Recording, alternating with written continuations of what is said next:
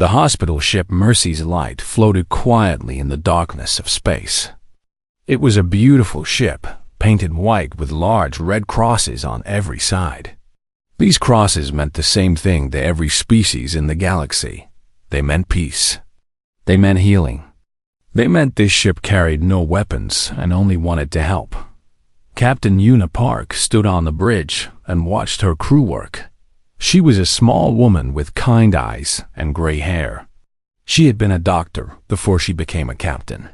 She still wore her old medical badge on her uniform because she believed a captain should never forget where she came from. The ship carried 2,400 patients. Some were human soldiers wounded in a small border fight. Some were aliens from friendly species. There were even a few Velthrani civilians who had been caught in the crossfire. Una did not care what species her patients were. Pain was pain. Blood was blood. Everyone deserved help. In the medical bay, Dr. Hana Choi worked on a young Velthrani male. His chest was badly burned. His breathing was weak. Hannah had been awake for 16 hours, but she did not stop. She never stopped when someone needed her help. A nurse named Ji Woo brought her coffee. Hannah smiled and took a small sip. The Velthrani patient opened his eyes and looked at her with fear. "You are human," he whispered. "Yes," Hannah said gently, "and you are my patient. Now rest. I am going to save your life." The Velthrani closed his eyes. A single tear rolled down his gray face. He had heard stories that humans were monsters. But this human woman was saving him. He did not understand. On the bridge, a young officer named Minho looked up from his screen. His face was pale. "Captain," he said, "3 ships just came out of hyperspace. They are Velthrani warships." Una felt a cold feeling in her stomach, but she stayed calm. This was a hospital ship. They were protected by galactic law. Every species knew you did not attack medical ships. It was the oldest rule of war. "Open a channel," she said. The screen flickered. A Velthrani face appeared. He was tall with dark blue skin and yellow eyes. His armor was decorated with symbols of war. This was Warlord Kethver, a name Una had heard before. He was known for his cruelty.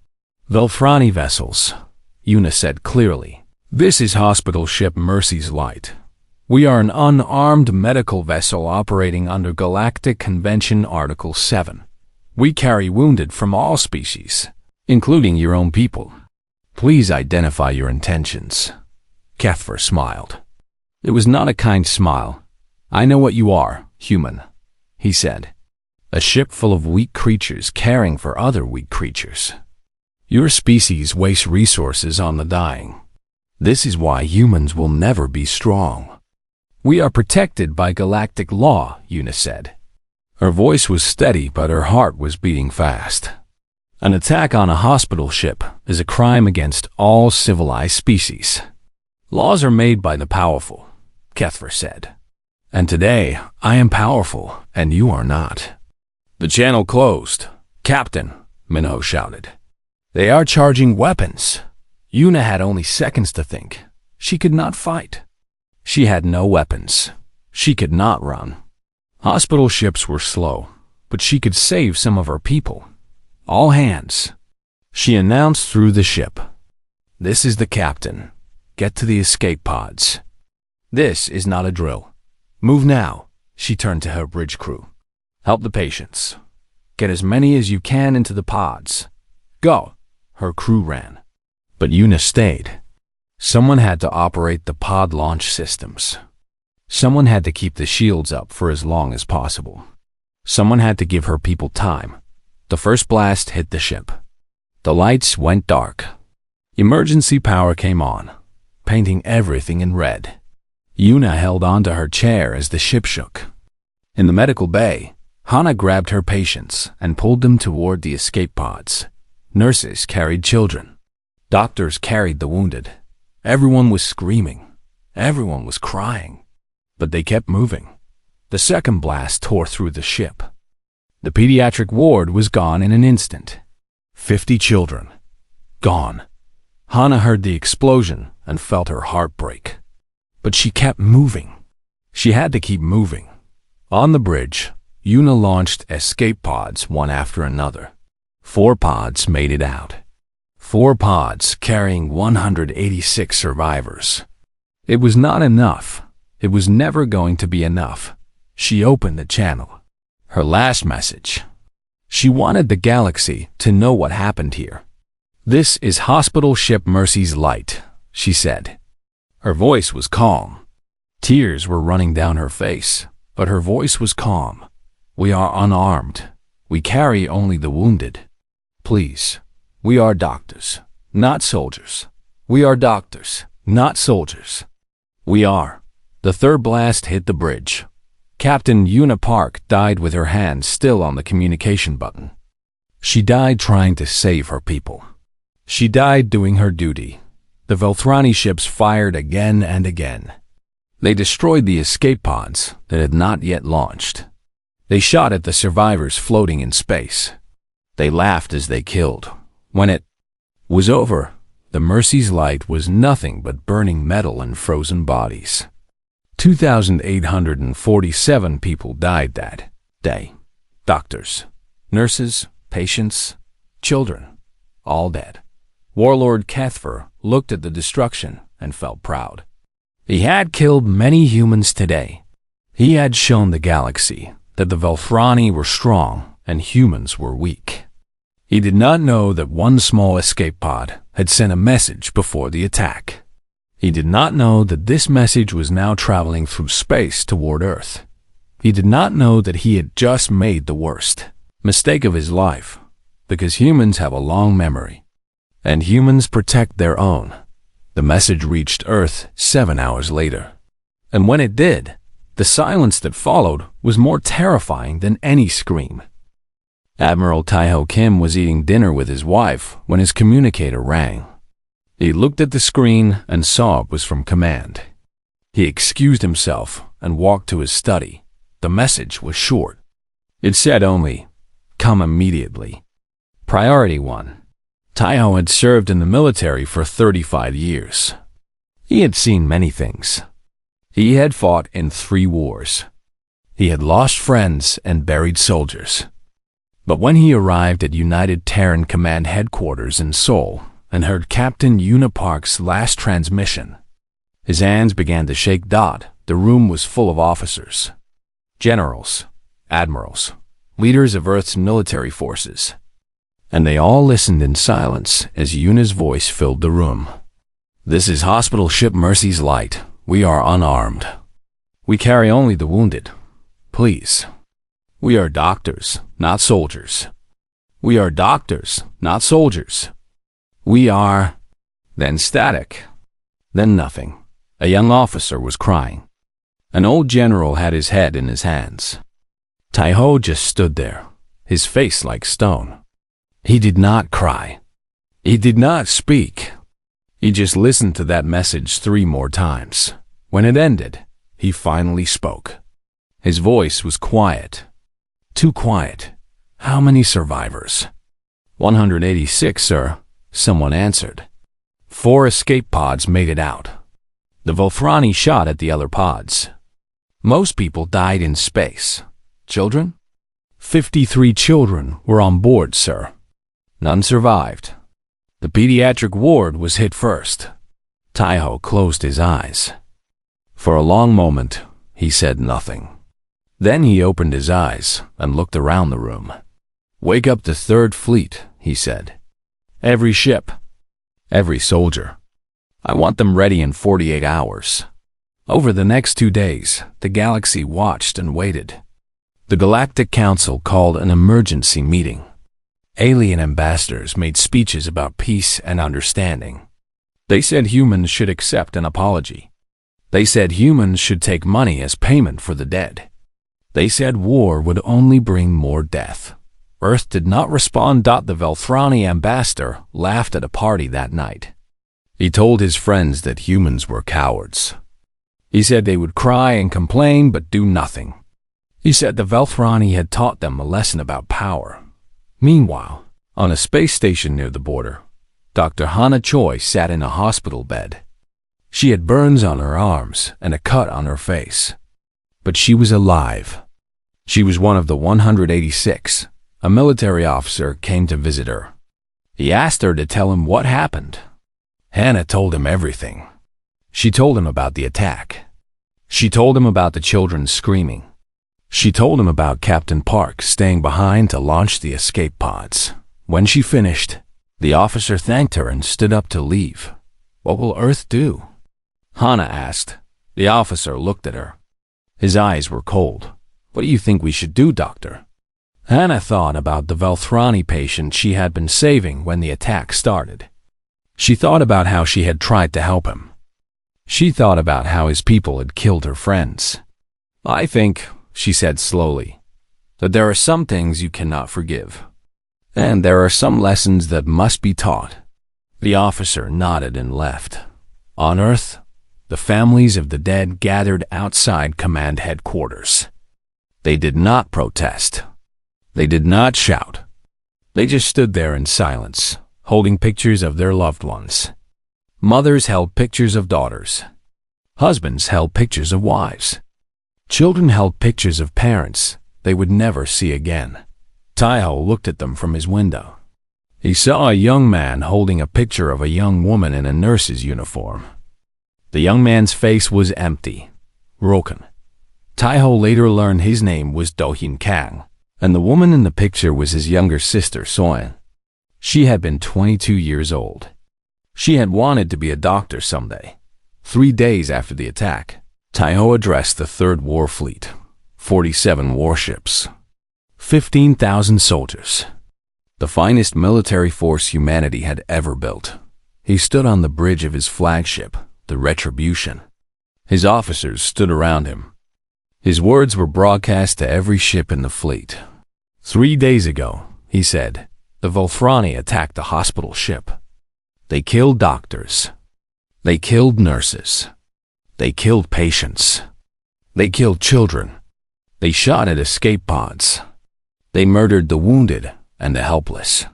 He paused. The silence was heavy.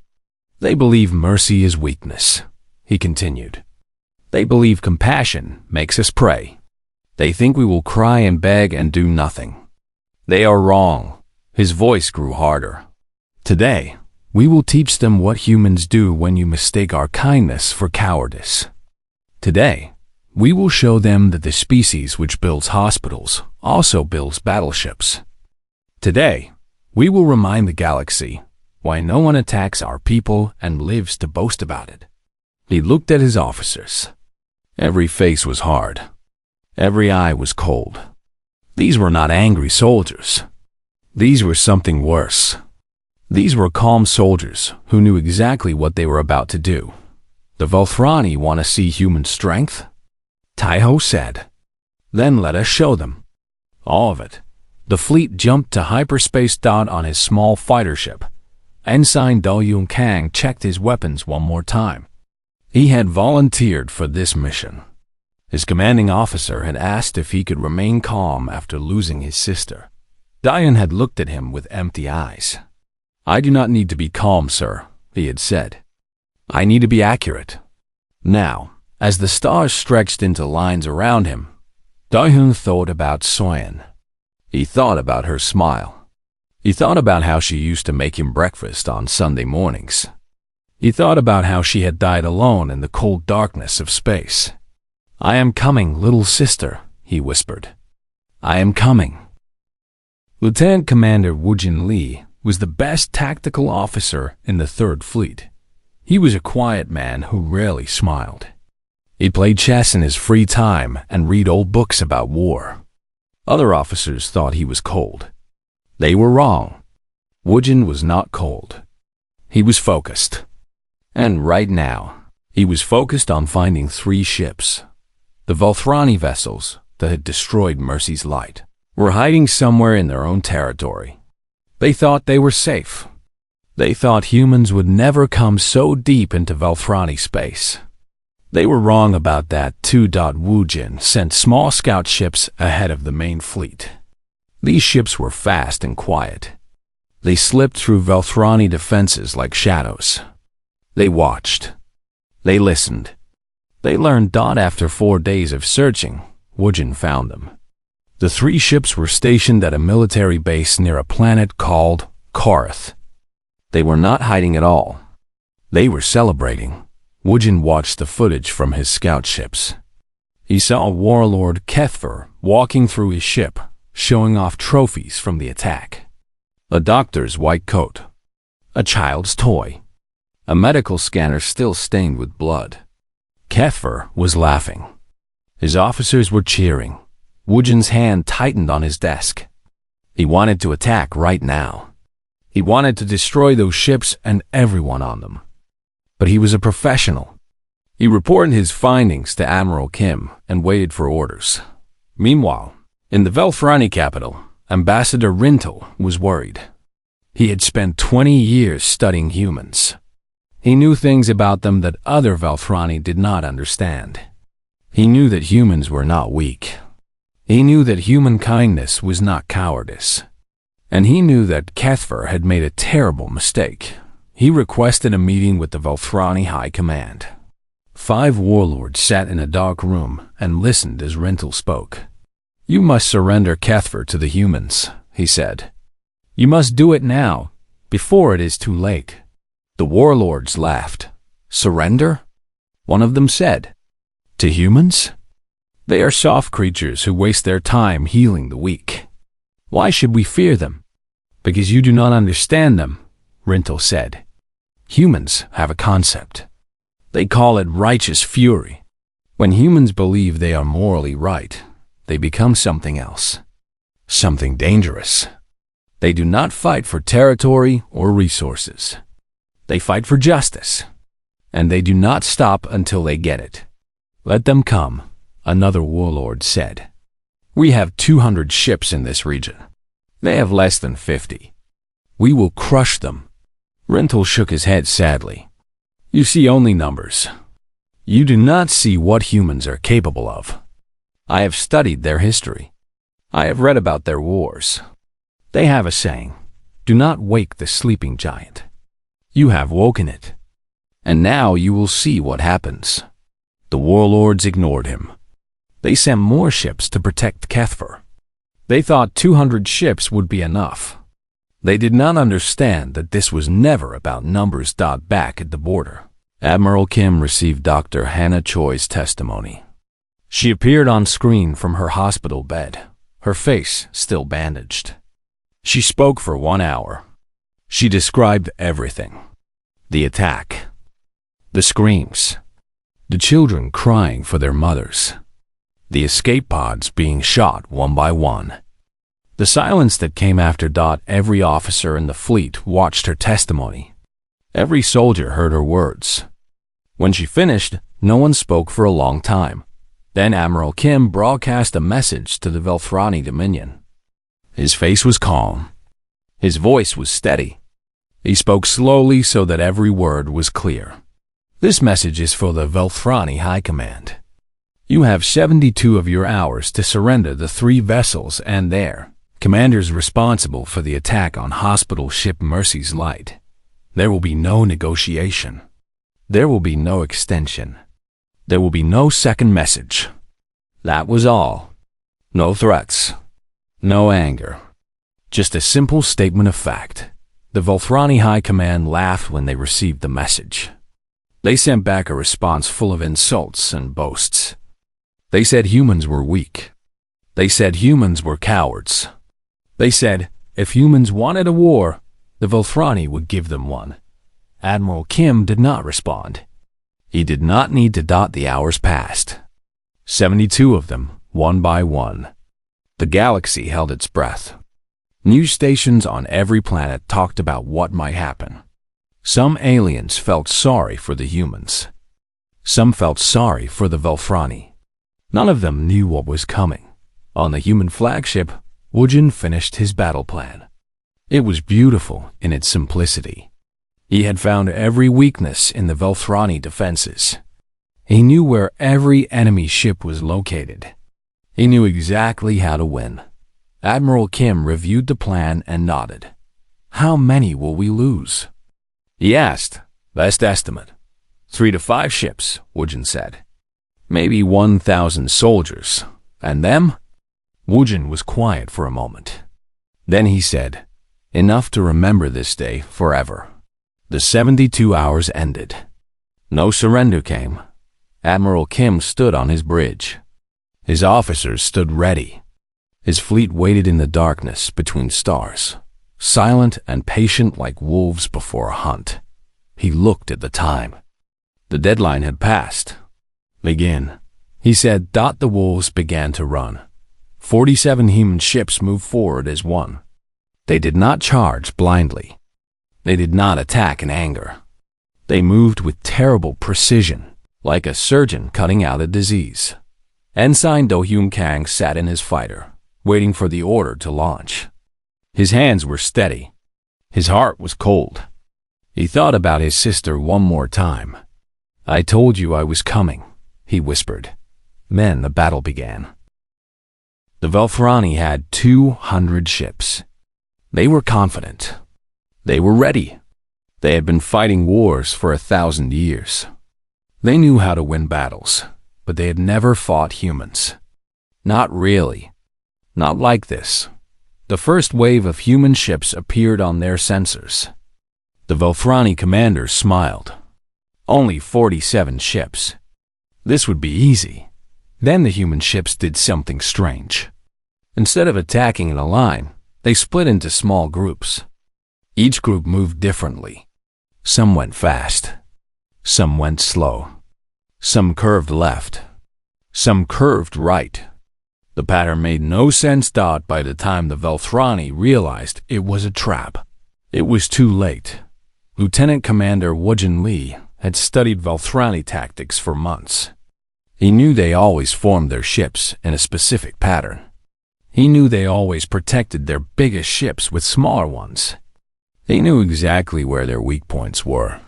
The human groups were not random. Each group was targeting a specific weakness.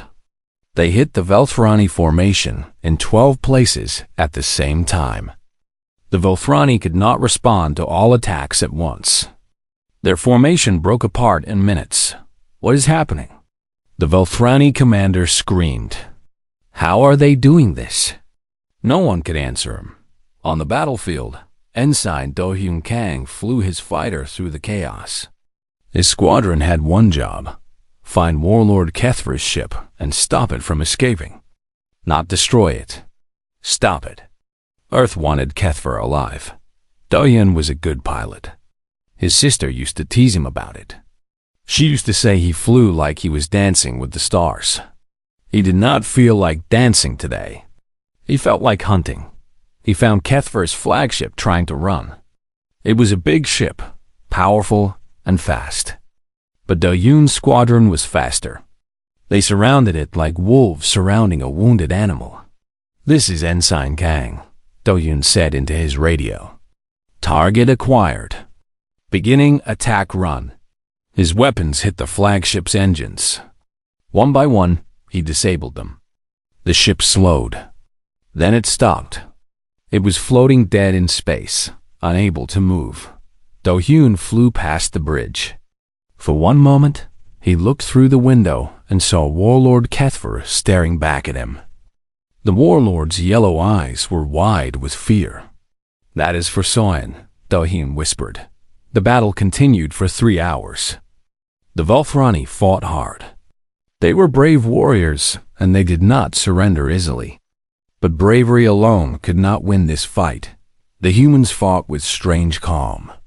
Their ships worked together perfectly. When one ship was damaged, another would protect it. When an enemy showed weakness, 3 human ships would attack at once. It was like watching a machine. A terrible, beautiful machine. One Velthrani captain tried to ram his ship into a human vessel. It was a suicide attack, meant to take humans with him. The human ship simply moved aside and destroyed him. No emotion. No hesitation. Just efficiency. They are not fighting like animals, one Velfrani officer said. They are fighting like they planned every second of this. Because they did, his commander replied. They planned this the moment our warlord killed their doctors. Woo-Jin Lee watched the battle from the Retribution's bridge.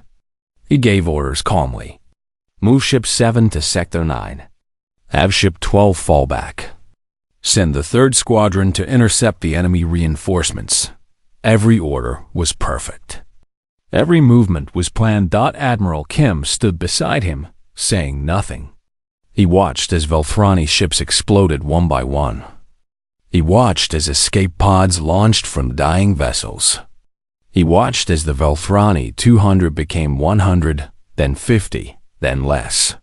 Sir, an officer said, the 3 ships from the hospital attack. We have captured all of them. Their commanders are in custody. Kim nodded slowly. And Cathver? Alive, as ordered. Good. Begin accepting surrenders. The officer looked surprised. Sir, after everything they did? Kim turned to look at him. His eyes were tired. So tired. We are not them, he said. We do not kill surrendering soldiers. We do not shoot at escape pods. We treat prisoners with dignity. That is what separates us from monsters. UN Marines boarded Kethver's flagship. They moved through the dark halls with weapons ready. Velfrani soldiers tried to fight them. The Marines did not enjoy killing them, but they did what was necessary. They found Kethver hiding in his quarters. He was holding a weapon, but his hands were shaking too much to use it. What are you? He whispered as the Marines surrounded him. One Marine removed his helmet. He was a young man with a scar on his cheek. He looked at Kethver without hate, without anger. Just cold certainty. We are humans, he said. We are the species that invented hospitals. We built places to heal the sick and comfort the dying. We created rules to protect the wounded, even enemy wounded. A step closer. But we are also the species that invented hell. We created weapons that can burn worlds.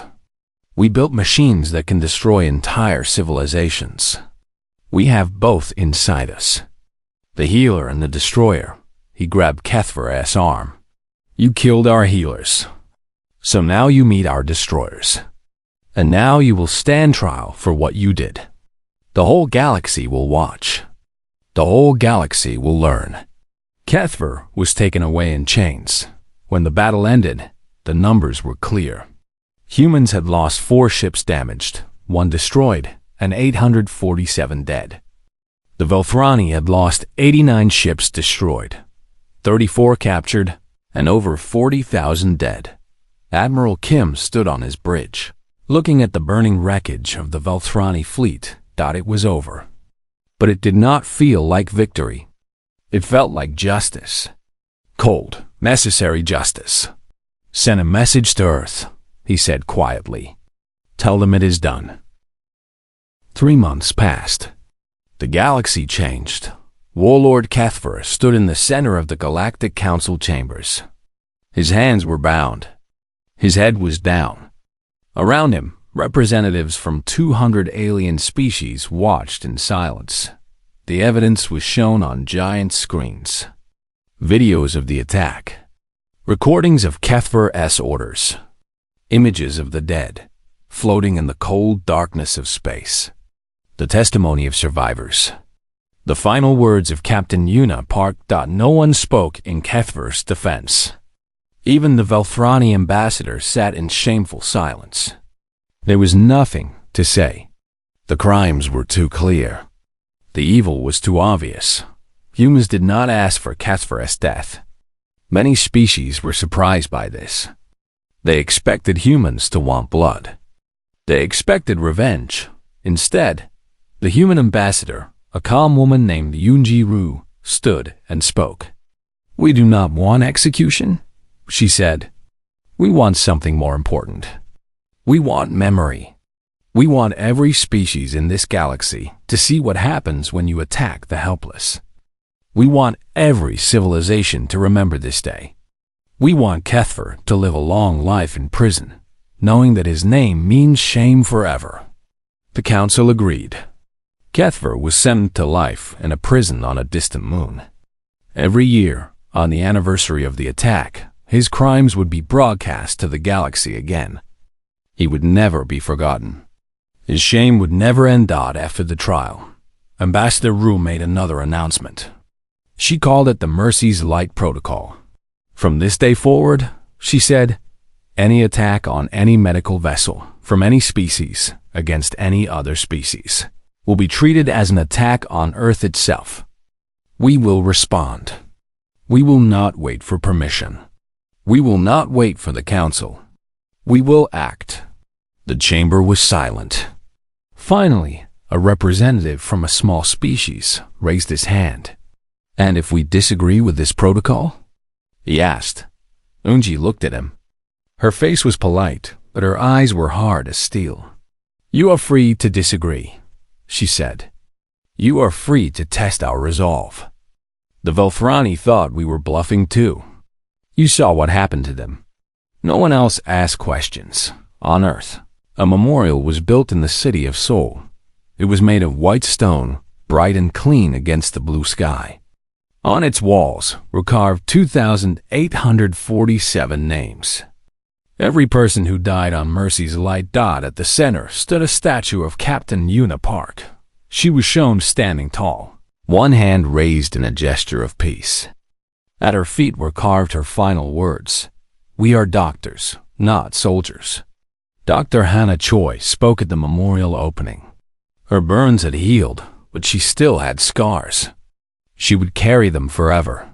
She did not mind. They reminded her of what she survived. They reminded her of what she lost. Captain Park could have run, Hannah said to the crowd. She could have escaped. But she stayed. She stayed because saving lives was more important than saving herself. She stayed because that is who she was. She paused. Her voice was shaking. I was a doctor on that ship. I believed in healing. I believed in helping everyone, even our enemies. I still believe that. But I also believe that some things must be protected. Some things are too precious to let evil destroy. She looked up at the statue. Captain Park protected us until the very end. And now, our fleet will protect everyone else. We will heal the wounded. We will comfort the dying. And we will destroy anyone who tries to stop us.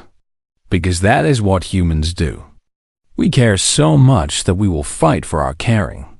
We love so deeply that we will go to war for our love. The crowd was silent. Then, slowly, they began to clap. The sound grew louder and louder until it filled the whole square. After the ceremony, Do-hyun Kang visited his sister's grave. It was empty. Her body was never found. But the grave was there, a small stone with her name, Kang Soyeon, beloved sister, brave nurse, forever remembered. Do-hyun placed her favorite flower on the ground. It was a small yellow flower called a forsythia. She had loved them since she was a child. I did it, he said quietly. I found him. I stopped him. He will pay for what he did. The wind blew softly. The flower bent but did not fall. They offered me a medal, Do-hyun continued. I said no. What good is a medal? It cannot bring you back. It cannot fix what was broken. He was quiet for a moment. But they also offered me a promotion. I said yes to that. Someone has to make sure this never happens again. Someone has to protect the next hospital ship, the next group of doctors, the next children. I think that someone should be me. He touched the gravestone gently. I will make you proud, little sister. I promise. Far away, on a distant planet, a young Velthrani child asked Ambassador Rintel a question. Why did the humans hurt us so badly? The child asked. We are strong. They are supposed to be weak. Rintel looked up at the stars. He thought about everything he had learned, everything he had seen. Humans are not weak, he said slowly. They just choose to be kind. They choose to help the wounded. They choose to build hospitals instead of weapons. But when someone forces them to fight, when someone attacks the things they love, he shook his head. Then you learn the truth. Mercy is not weakness. It is strength held back. And when you force them to release that strength, you discover why the galaxy's most caring species is also its most terrifying. The child did not fully understand, but he remembered. Years later, when he grew up and joined the Velthrani military, he would remember this conversation. And he would never attack a hospital ship. On Earth, a new ship launched into space. It was white, with large red crosses on every side. Its name was painted in bright letters. Mercy's light, it carried doctors. It carried nurses. It carried hope. And every species in the galaxy knew, without any doubt, that this ship was untouchable. Some lessons, once taught, are never forgotten.